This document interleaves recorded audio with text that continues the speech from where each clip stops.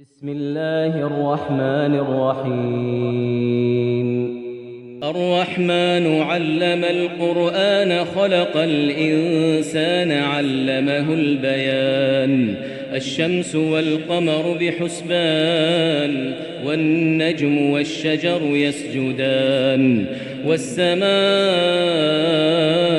رفعها ووضع الميزان ألا تطغوا في الميزان وأقيموا الوزن بالقسط ولا تخسروا الميزان والأرض وضعها للأنام فيها فاكهة والنخل ذات الأكمام والحب ذو العصف والريحان فبأي آلاء ربكما تكذبان خلق الإنسان من صلصال كالفخار وخلق الجان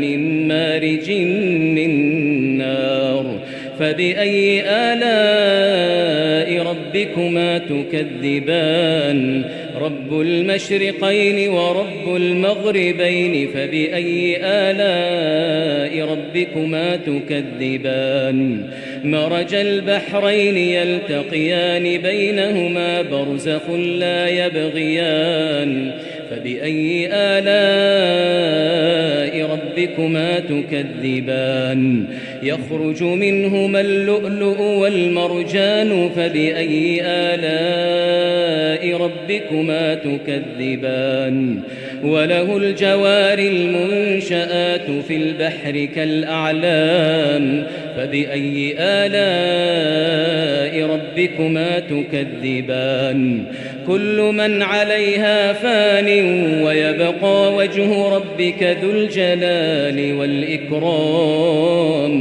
فبأي آلاء ربكما تكذبان يسأله من في السماوات والأرض كل يوم هو في شأن فبأي آلاء ربكما تكذبان سنفرغ لكم أيها الثقلان فبأي آلاء ربكما تكذبان يا معشر الجن والإنس إن استطعتم أن تنفذوا من أقطار السماوات والأرض إن استطعتم أن تنفذوا من أقطار السماوات والأرض فانفذوا لا تنفذون إلا بسلطان فبأي آلاء ربكما تكذبان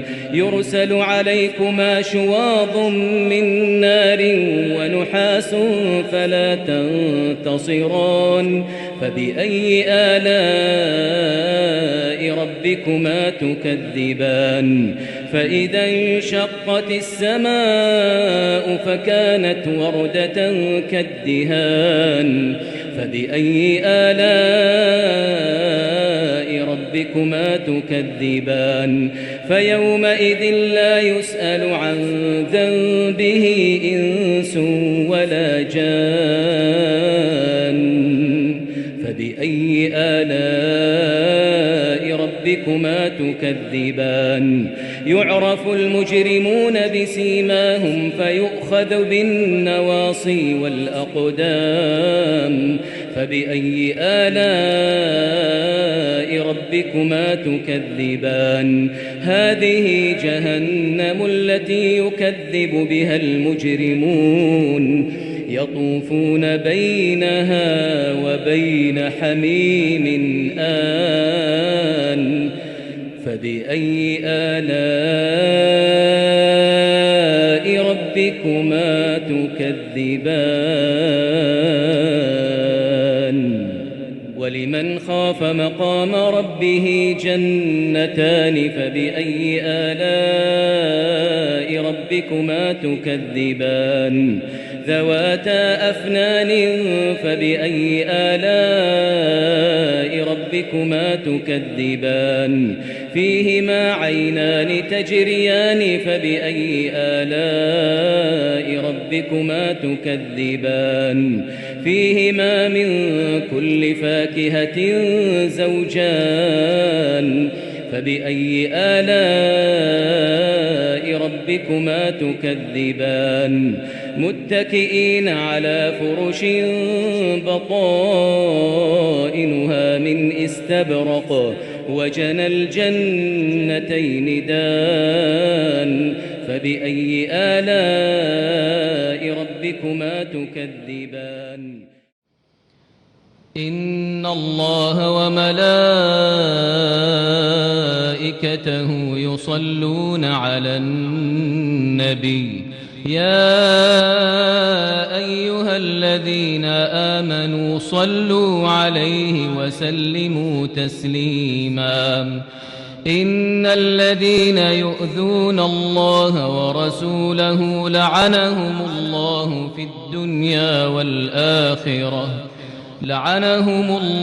في الدنيا والآخرة وأعد لهم عذابا مهينا والذين يؤذون المؤمنين والمؤمنات بغير ما اكتسبوا فقد احتملوا بهتانا وإثما مبينا يا أيها النبي قل لأزواجك وبناتك ونساء المؤمنين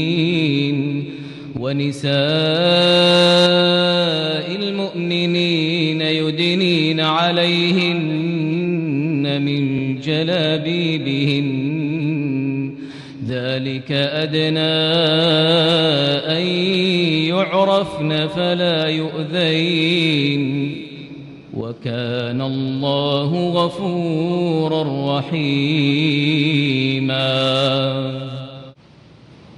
الله أكبر الله أكبر الحمد لله رب العالمين الرحمن الرحيم مالك يوم الدين إياك نعبد وإياك نستعين اهدنا الصراط المستقيم صراط الذين أنعمت عليهم غير المغضوب عليهم ولا الضالين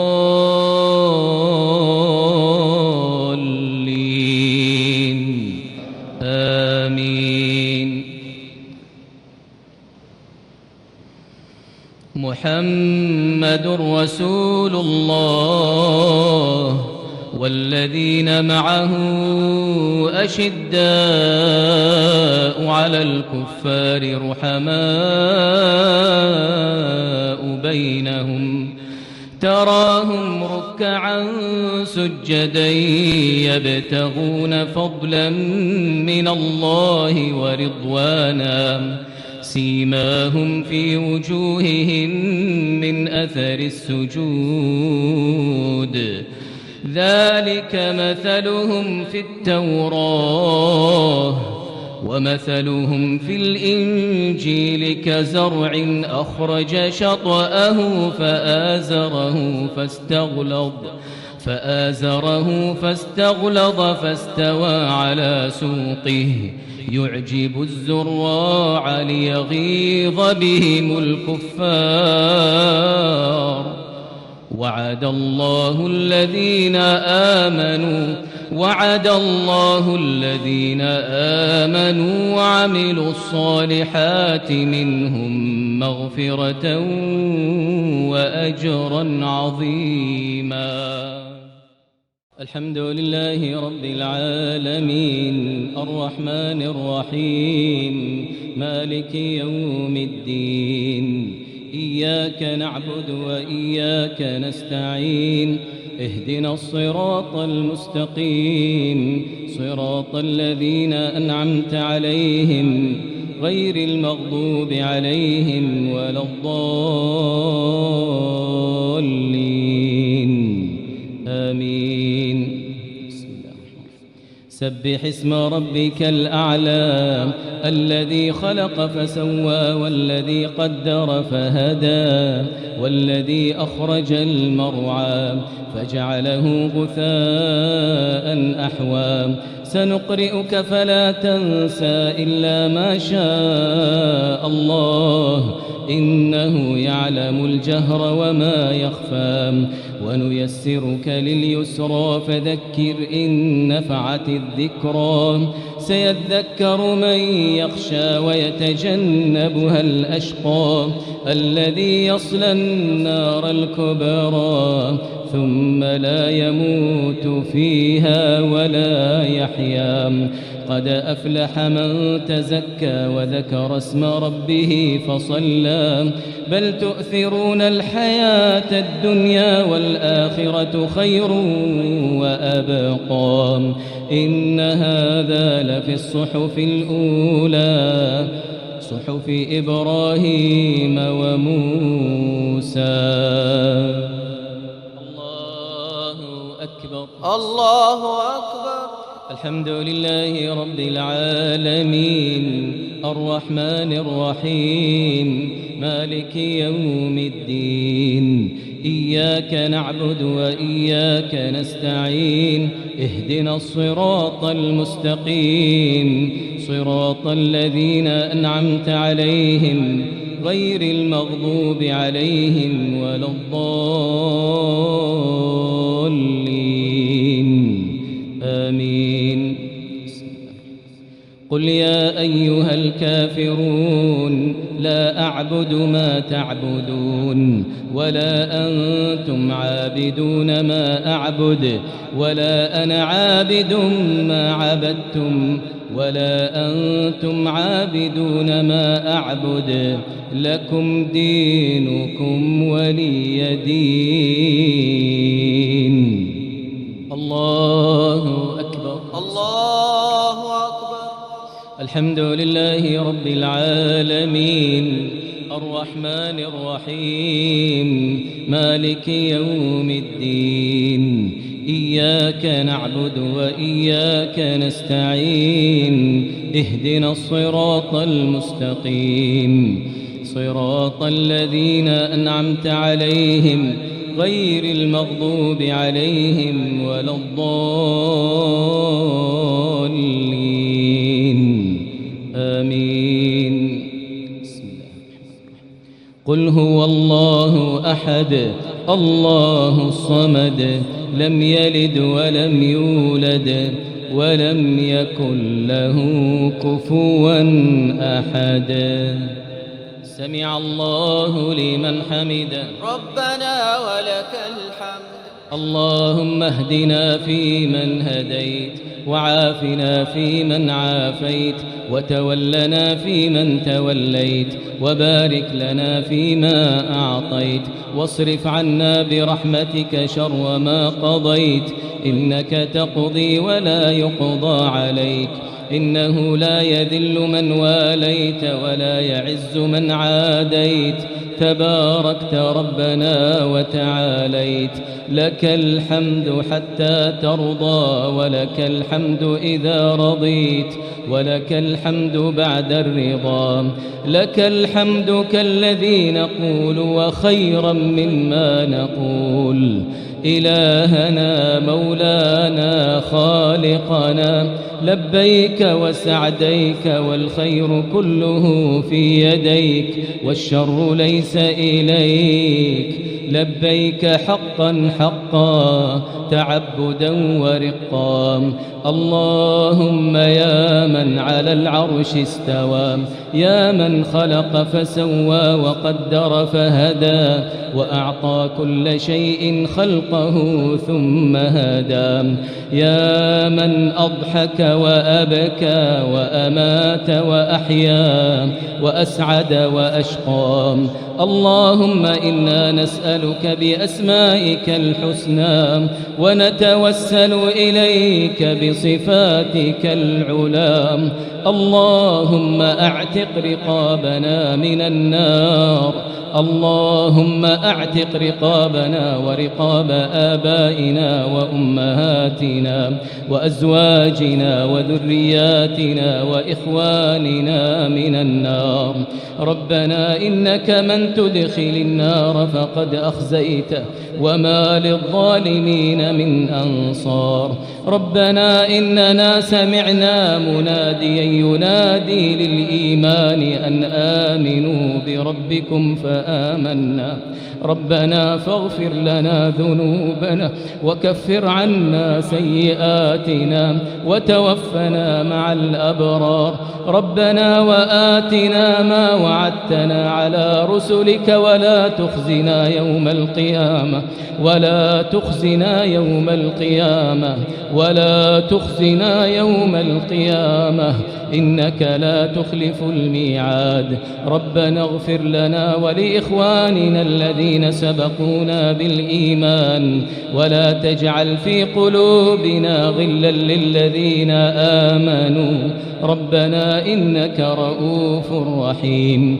ربنا هب لنا من أزواجنا وذرياتنا قرة أعين واجعلنا للمتقين إماما.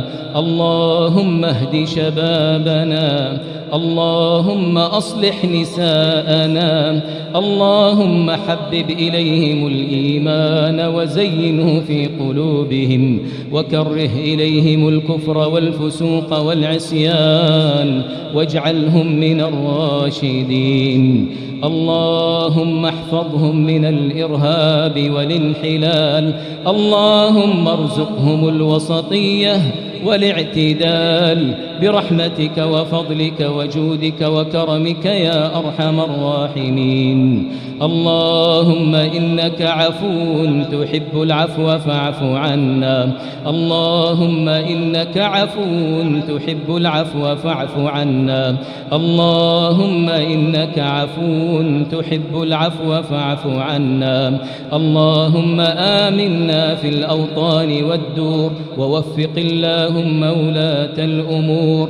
اللهم وفق إمامنا خادم الحرمين الشريفين لما تحب وترضى. اللهم وفقه وولي عهده وأعوانهم إلى ما فيه خير للإسلام والمسلمين.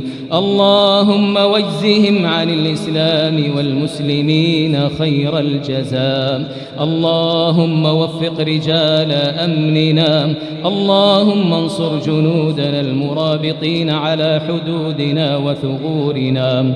اللهم احفظهم من بين أيديهم ومن خلفهم وعن أيمانهم وعن شمائلهم ومن فوقهم، ونعوذ بعظمتك أن يغتالوا من تحتهم. اللهم يا ذا الجلال والإكرام يا حي يا قيوم برحمتك نستغيث، أصلح لنا شأننا كله ولا تكلنا إلى أنفسنا طرفة عين. اللهم اغفر للمسلمين والمسلمات والمؤمنين والمؤمنات الأحياء منهم والأموات. اللهم اغفر لموتى المسلمين الذين شهدوا لك بالوحدانية ولنبيك بالرسالة وماتوا على ذلك. اللهم اغفر لهم وارحمهم وعافهم واعف عنهم وأكرم نزلهم ووسع مدخلهم واغسلهم بالماء والثلج والبرد ونقهم من الذنوب والخطايا كما ينقى الثوب الأبيض من الدنس.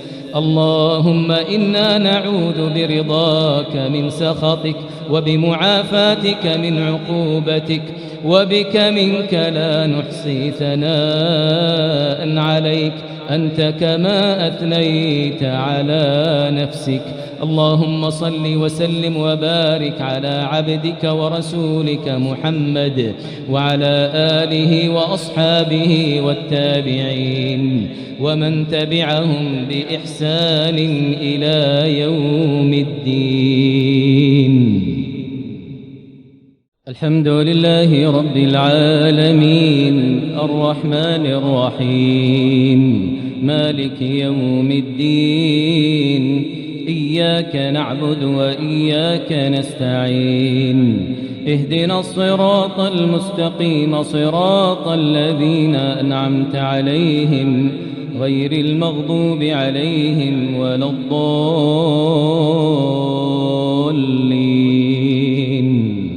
آمين.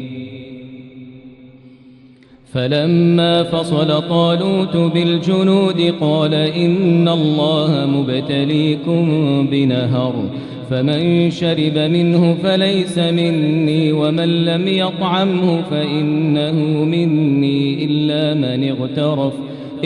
من اغترف غرفة بيده فشربوا منه إلا قليلا منهم.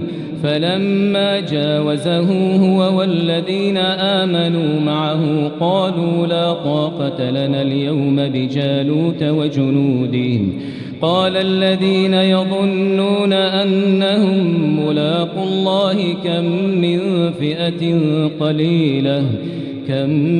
فئة قليلة غلبت فئة كثيرة بإذن الله والله مع الصابرين. ولما برزوا لجالوت وجنوده قالوا ربنا أفرغ علينا صبرا وثبت أقدامنا وانصرنا على القوم الكافرين. فهزموهم بإذن الله وقتل داود جالوت وآتاه الله الملك والحكمة وعلمه مما يشاء. ولولا دفع الله الناس بعضهم ببعض لفسدت الأرض ولكن الله ذو فضل على العالمين. تلك آيات الله نتلوها عليك بالحق وإنك لمن المرسلين. تلك الرسل فضلنا بعضهم على بعض منهم من كلم الله ورفع بعضهم درجات. وآتينا عيسى ابن مريم البينات وأيدناه بروح القدس. ولو شاء الله ما اقتتل الذين من بعدهم من بعد ما جاءتهم البينات ولكن اختلفوا فمنهم من آمن ومنهم من كفر. ولو شاء الله ما اقتتلوا ولكن الله يفعل ما يريد. يا أيها الذين آمنوا أنفقوا مما رزقناكم من قبل أن يأتي يوم لا بيع فيه ولا خلة ولا شفاعة والكافرون هم الظالمون. الله لا إله إلا هو الحي القيوم لا تأخذه سنة ولا نوم له ما في السماوات وما في الأرض. من ذا الذي يشفع عنده إلا بإذنه يعلم ما بين أيديهم وما خلفهم ولا يحيطون بشيء من علمه إلا بما شاء. وسع كرسيه السماوات والأرض ولا يؤوده حفظهما وهو العلي العظيم. لا إكراه في الدين قد تبين الرشد من الغي، فمن يكفر بالطاغوت ويؤمن بالله فقد استمسك بالعروة الوثقى لا انفصام لها، والله سميع عليم. الله ولي الذين آمنوا يخرجهم من الظلمات إلى النور، والذين كفروا أولياؤهم الطاغوت يخرجونهم من النور إلى الظلمات، أولئك أصحاب النار هم فيها خالدون. ألم تر إلى الذي حاج إبراهيم في ربه أن آتاه الله الملك، إذ قال إبراهيم ربي الذي يحيي ويميت قال أنا أحيي وأميت. قال إبراهيم فإن الله يأتي بالشمس من المشرق فأت بها من المغرب، فبهت الذي كفر والله لا يهدي القوم الظالمين. أو كالذي مر على قرية وهي خاوية على عروشها قال أنى يحيي هذه الله بعد موتها، فأماته الله 100 عام ثم بعثه.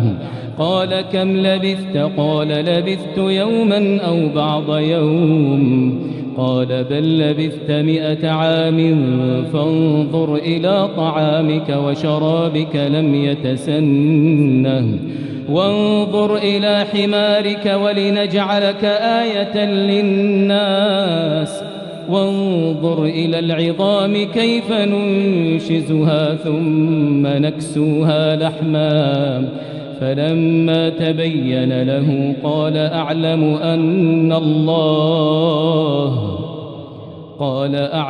أن الله على كل شيء قدير. وإذ قال إبراهيم رب أرني كيف تحيي الموتى قال أولم تؤمن قال بلى ولكن ليطمئن قلبي.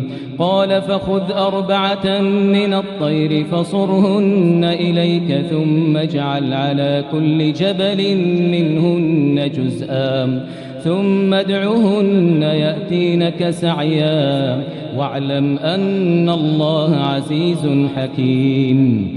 مثل الذين ينفقون أموالهم في سبيل الله كمثل حبة أنبتت 7 سنابل في كل سنبلة 100 حبة والله يضاعف لمن يشاء والله واسع عليم. الذين ينفقون أموالهم في سبيل الله ثم لا يتبعون ما أنفقوا منا ولا أذى لهم أجرهم عند ربهم ولا خوف عليهم ولا هم يحزنون. قول معروف ومغفرة خير من صدقة يتبعها أذى والله غني حليم.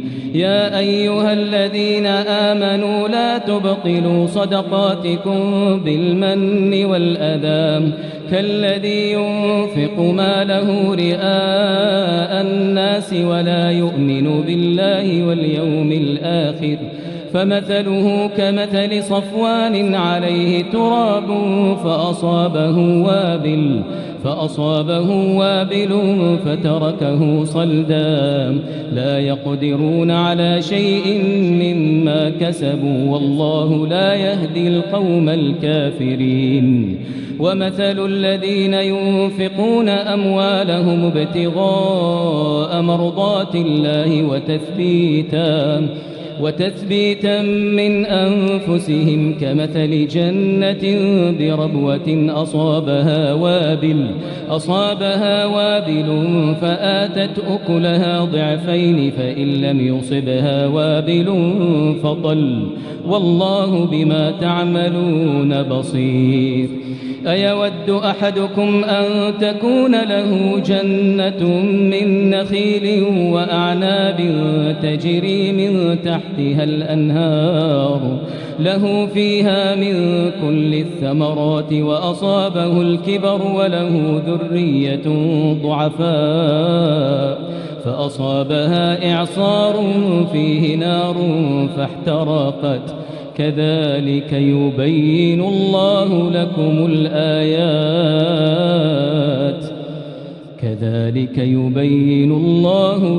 الآيات لعلكم تتفكرون.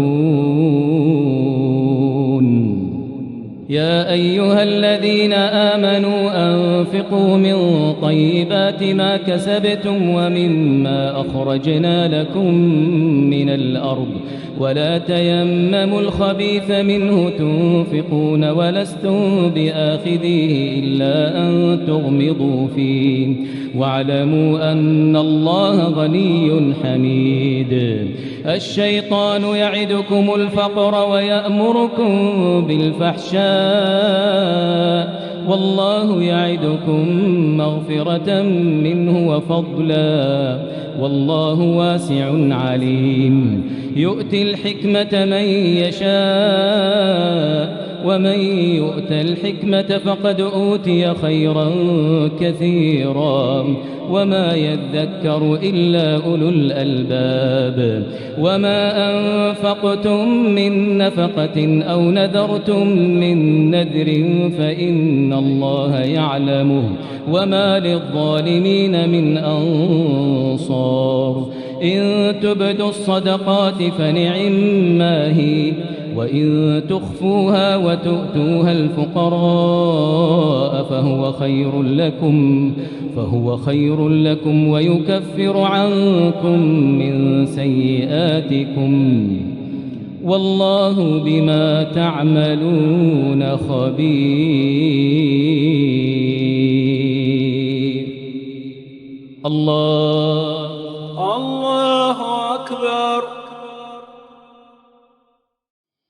الحمد لله رب العالمين الرحمن الرحيم مالك يوم الدين إياك نعبد وإياك نستعين اهدنا الصراط المستقيم صراط الذين أنعمت عليهم غير المغضوب عليهم ولا الضالين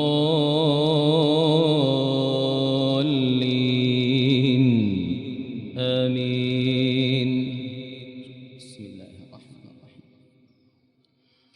أتى أمر الله فلا تستعجلوه سبحانه وتعالى عما يشركون. ينزل الملائكة بالروح من أمره على من يشاء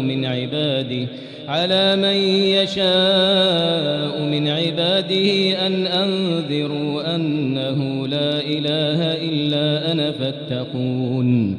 خلق السماوات والأرض بالحق تعالى عما يشركون. خلق الإنسان من نطفة فإذا هو خصيم مبين. والأنعام خلقها لكم فيها دفء ومنافع ومنها تأكلون ولكم فيها جمال حين تريحون وحين تسرحون.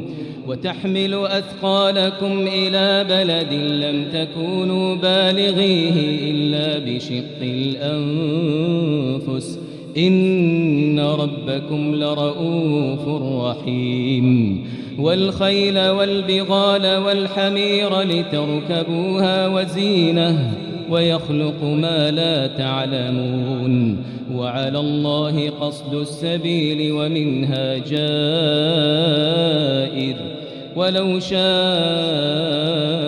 لهداكم أجمعين هو الذي أنزل من السماء ماء لكم منه شراب ومنه شجر فيه تسيمون ينبت لكم به الزرع والزيتون والنخيل والأعناب ومن كل الثمرات إن في ذلك لآية لقوم يتفكرون وسخر لكم الليل والنهار والشمس والقمر والنجوم مسخرات بأمره إن في ذلك لآيات لقوم يعقلون وما ذرأ لكم في الأرض مختلفا ألوانه إن في ذلك لآية لقوم يذكرون وهو الذي سخر البحر لتأكلوا منه لحما طريا وتستخرجوا منه حلية تلبسونها وترى الفلك مواخر فيه ولتبتغوا من فضله ولعلكم تشكرون وألقى في الأرض رواسي أن تميد بكم وأنهارا وسبلا لعلكم تهتدون وعلامات وبالنجم هم يهتدون أفمن يخلق كمن لا يخلق أفلا تذكرون وإن تعدوا نعمة الله لا تحصوها إن الله لغفور رحيم والله يعلم ما تسرون وما تعلنون والذين يدعون من دون الله لا يخلقون شيئا وهم يخلقون أموات غير أحياء وما يشعرون أيان يبعثون إلهكم إله واحد فالذين لا يؤمنون بالآخرة قلوبهم منكرة وهم مستكبرون لا جرم أن الله يعلم ما يسرون وما يعلنون إنه لا يحب المستكبرين وإذا قيل لهم ماذا أنزل ربكم قالوا أساطير الأولين ليحملوا أوزارهم كاملة يوم القيامة ومن أوزار الذين يضلونهم بغير علم ألا ساء ما يزرون قد مكر الذين من قبلهم فأتى الله بنيانهم من القواعد فخر عليهم السقف من فوقهم وأتاهم العذاب من حيث لا يشعرون ثم يوم القيامة يخزيهم ويقول أين شركائي الذين كنتم تشاقون فيهم قال الذين أوتوا العلم إن الخزي اليوم والسوء على الكافرين الذين تتوفاهم الملائكة ظالمي أنفسهم فألقوا السلم ما كنا نعمل من سوء بلى إن الله عليم بما كنتم تعملون فادخلوا أبواب جهنم خالدين فيها فلبئس مثوى المتكبرين وقيل للذين اتقوا ماذا أنزل ربكم قالوا خيرا للذين أحسنوا في هذه الدنيا حسنة ولدار الآخرة خير ولنعم دار المتقين جنات عدن يدخلونها تجري من تحتها الأنهار لهم فيها ما يشاءون كذلك يجزي الله المتقين الذين تتوفاهم الملائكة طيبين يقولون سلام عليكم ادخلوا الجنة بما كنتم تعملون هل ينظرون إلا أن تأتيهم الملائكة أو يأتي أمر ربك كذلك فعل الذين من قبلهم وما ظلمهم الله ولكن كانوا أنفسهم يظلمون فأصابهم سيئات ما عملوا وحاق بهم ما كانوا به يستهزئون وقال الذين أشركوا لو شاء الله ما عبدنا من دونه من شيء نحن ولا آباؤنا ولا حرمنا من دونه من شيء كذلك فعل الذين من قبلهم فهل على الرسل إلا البلاغ المبين ولقد بعثنا في كل أمة رسولا أن اعبدوا الله واجتنبوا الطاغوت فمنهم من هدى الله ومنهم من حقت عليه الضلالة فسيروا في الأرض فانظروا كيف كان عاقبة المكذبين إن تحرص على هداهم فإن الله لا يهدي من يضل وما لهم من ناصرين وأقسموا بالله جهد أيمانهم لا يبعث الله من يموت بلى وعدا عليه حقا ولكن أكثر الناس لا يعلمون ليبين لهم الذي يختلفون فيه وليعلم الذين كفروا أنهم كانوا كاذبين إنما قولنا لشيء إذا أردناه أن نقول له كن فيكون والذين هاجروا في الله من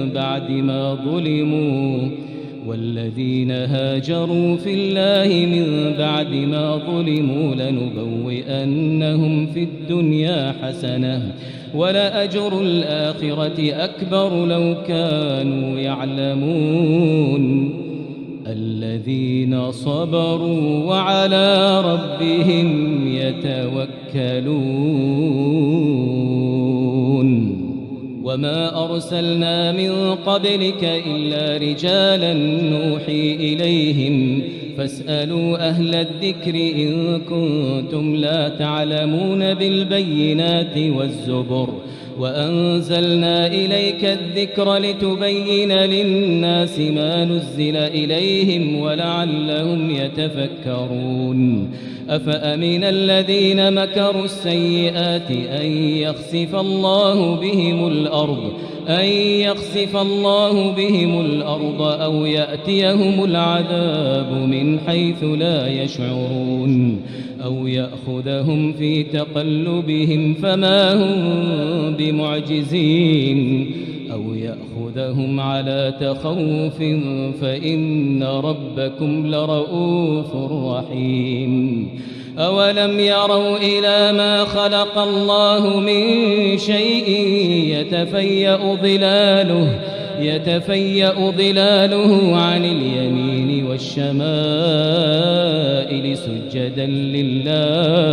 سجدا لله وهم داخرون ولله يسجد ما في السماوات وما في الأرض من دابة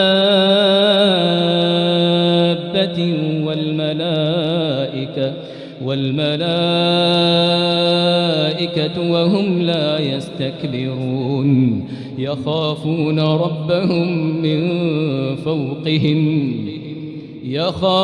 ربهم من فوقهم ويفعلون ما يؤمرون.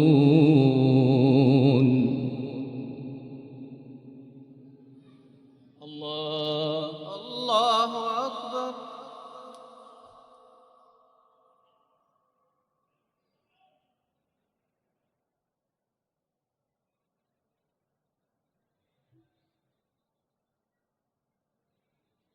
الله أكبر. الله أكبر. وقال الله لا تتخذوا إلهين اثنين إنما هو إله واحد. وقال الله لا تتخذوا إلهين اثنين إنما هو إله واحد فإياي فارهبون. وله ما في السماوات والأرض وله الدين واصبا أفغير الله تتقون. وما بكم من نعمة فمن الله ثم إذا مسكم الضر فإليه تجأرون. ثم إذا كشف الضر عنكم إذا فريق منكم بربهم يشركون ليكفروا بما آتيناهم فتمتعوا فسوف تعلمون. الحمد لله رب العالمين الرحمن الرحيم مالك يوم الدين. إياك نعبد وإياك نستعين. اهدنا الصراط المستقيم صراط الذين أنعمت عليهم غير المغضوب عليهم ولا الضالين آمين. ولما جاءهم رسول من عند الله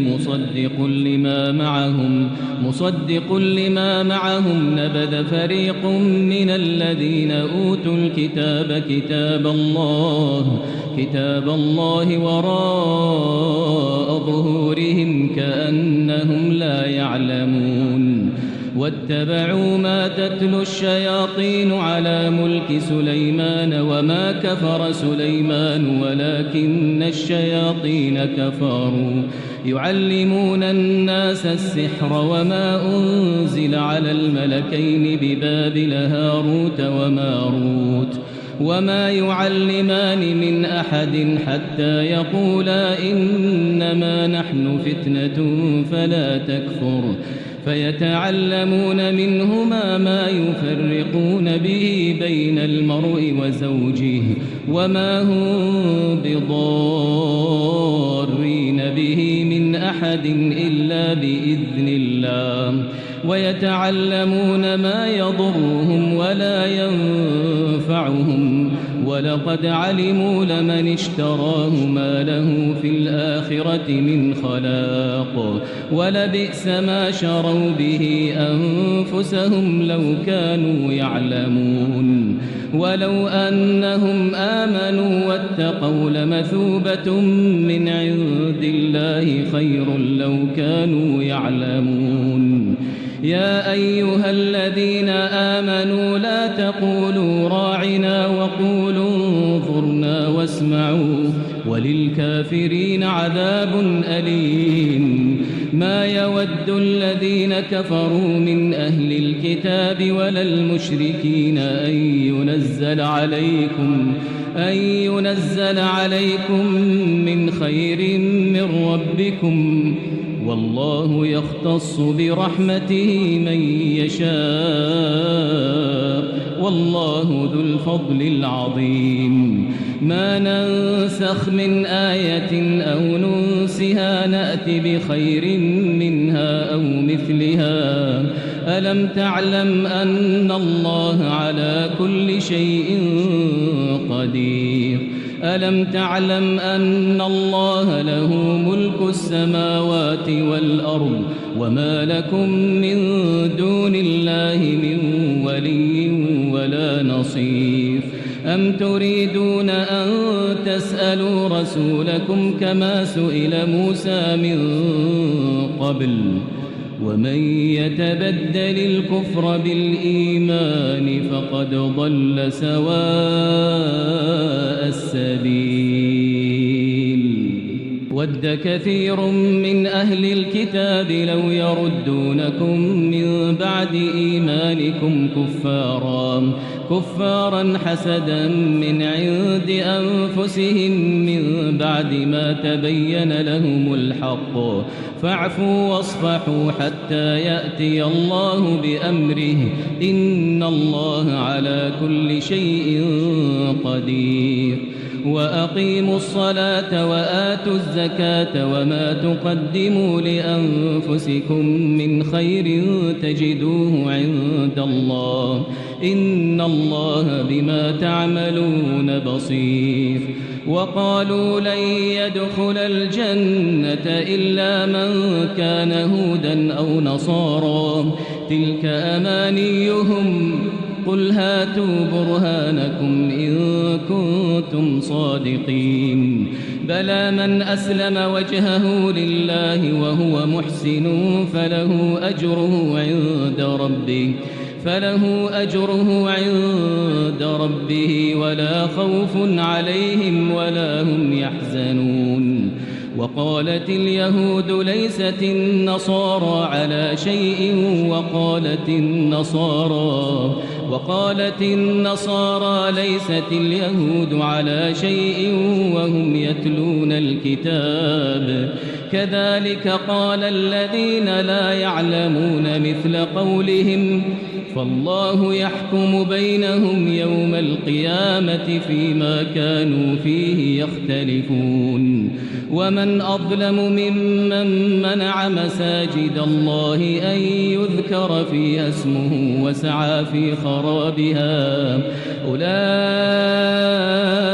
ما كان لهم أن يدخلوها إلا خائفين لهم في الدنيا خزي ولهم في الآخرة عذاب عظيم ولله المشرق والمغرب فأينما تولوا فثم وجه الله إن الله واسع عليم وقالوا اتخذ الله ولدا سبحانه بل له ما في السماوات والأرض كل له قانتون بديع السماوات والأرض وإذا قضى أمرا فإنما يقول له كن فيكون وقال الذين لا يعلمون لولا يكلمنا الله أو تأتينا آية كذلك قال الذين من قبلهم مثل قولهم تشابهت قلوبهم قد بينا الآيات لقوم يوقنون إنا أرسلناك بالحق بشيرا ونذيرا ولا تسأل عن أصحاب الجحيم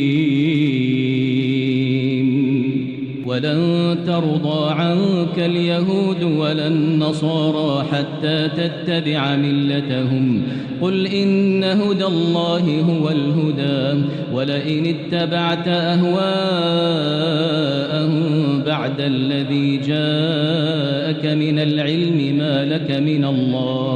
ما لك من الله من ولي ولا نصير الذين آتيناهم الكتاب يتلونه حق تلاوته أولئك يؤمنون به ومن يكفر به فأولئك هم الخاسرون يا بني إسرائيل اذكروا نعمتي التي أنعمت عليكم وأني فضلتكم على العالمين واتقوا يوما لا تجزي نفس عن نفس شيئا ولا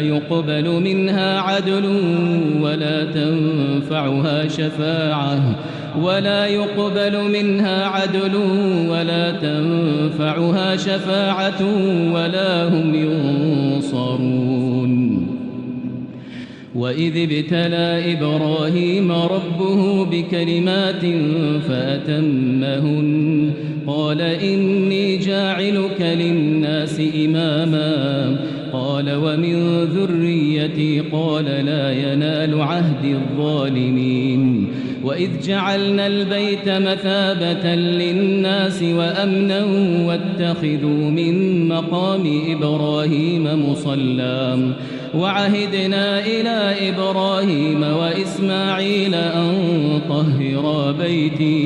أن طهر بيتي للطائفين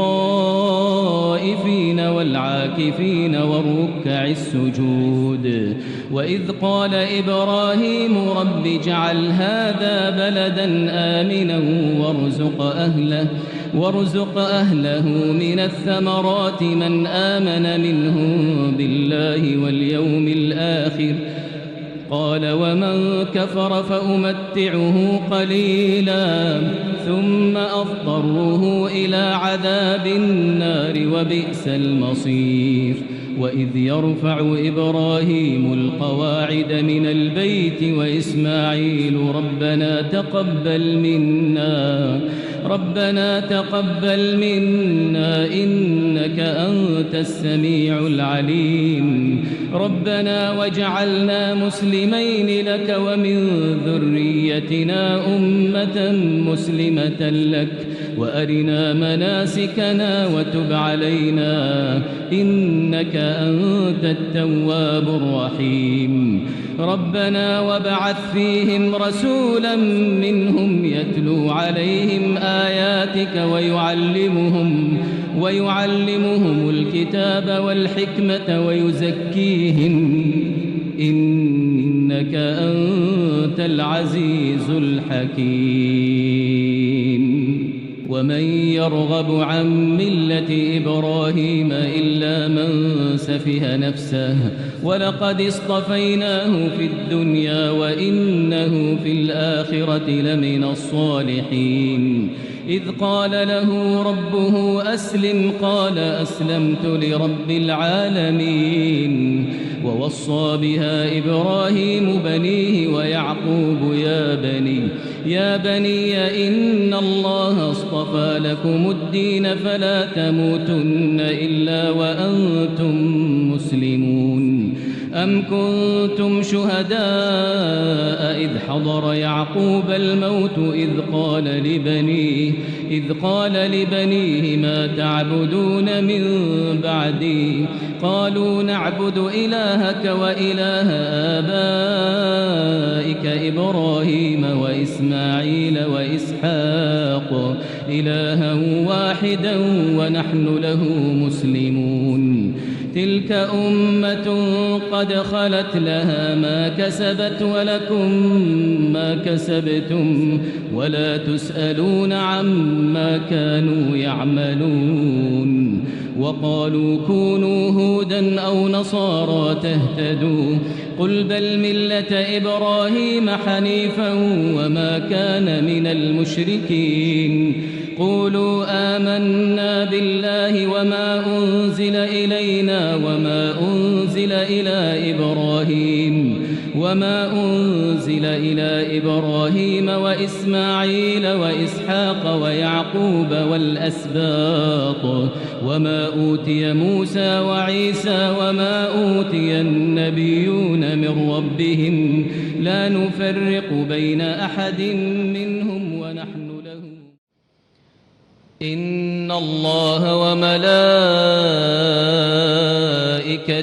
يصلون على النبي يا أيها الذين آمنوا صلوا عليه وسلموا تسليما إن الذين يؤذون الله ورسوله لعنهم الله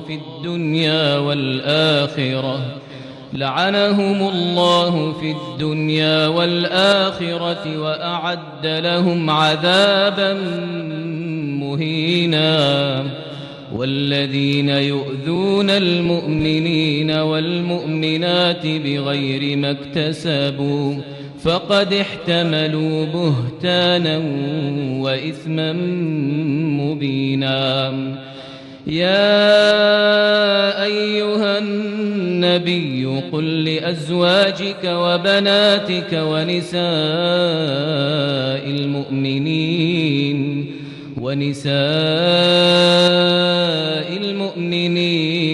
يدنين عليهن من جلابيبهن ذلك أدنى أن يعرفن فلا يؤذين وكان الله غفورا رحيما الله أكبر الله أكبر. الحمد لله رب العالمين الرحمن الرحيم مالك يوم الدين إياك نعبد وإياك نستعين اهدنا الصراط المستقيم صراط الذين أنعمت عليهم غير المغضوب عليهم ولا الضالين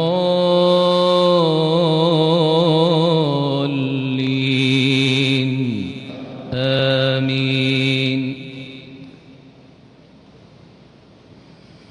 محمد رسول الله والذين معه أشداء على الكفار رحماء